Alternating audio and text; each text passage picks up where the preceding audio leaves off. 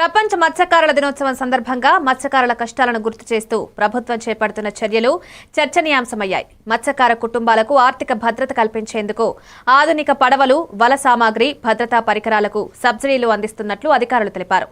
విద్య, ఆరోగ్యం, బీమా పథకాల ద్వారా మత్స్యకార పిల్లల భవిష్యత్తుకు రక్షణ కల్పిస్తున్నట్లు తెలిపారు.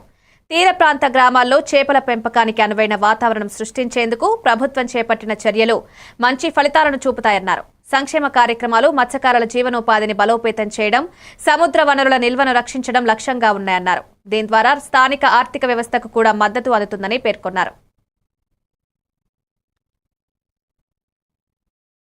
సందర్భంగా ఈ వృత్తిపై జీవిస్తున్నటువంటి గంగపుత్రులకు, బెస్తలకు, గూళ్లకు, ముదిరాజులకు అందరికీ పేరు పేరున హృదయపూర్వక శుభాకాంక్షలు. ఈ వృత్తి పరిరక్షించి పేదలకు ఆహారంగా అందించేటువంటి చేప పిల్లల పంపిణీ కానీ, చేప పిల్లల ద్వారా వ్యవహారికంగా వృత్తిని కాపాడుతూనే ఆర్థికంగా ఎదగడానికి ఉపయోగపడే ఈ చేప వృత్తికి సంబంధించినటువంటి ఆధారపడ్డ అందరికీ కూడా ప్రపంచ మత్స్య కార్మిక దినోత్సవ శుభాకాంక్షలు. మీ అందరికీ మంచి జరగాలని, శుభం జరగాలని కోరుకుంటూ మీ పొన్నం ప్రభాకర్.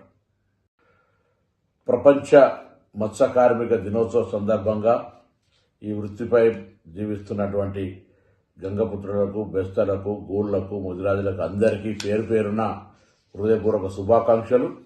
ఈ వృత్తి పరిరక్షించి పేదలకు ఆహారంగా అందించేటువంటి చేప పిల్లల పంపిణీ కానీ, చేప పిల్లల ద్వారా వ్యవహారికంగా వృత్తిని కాపాడుతూనే ఆర్థికంగా ఎదగడానికి ఉపయోగపడే ఈ చేప వృత్తికి సంబంధించినటువంటి ఆధారపడ్డ అందరికీ కూడా ప్రపంచ మత్స్య కార్మిక దినోత్సవ శుభాకాంక్షలు. మీ అందరికీ మంచి జరగాలని, శుభం జరగాలని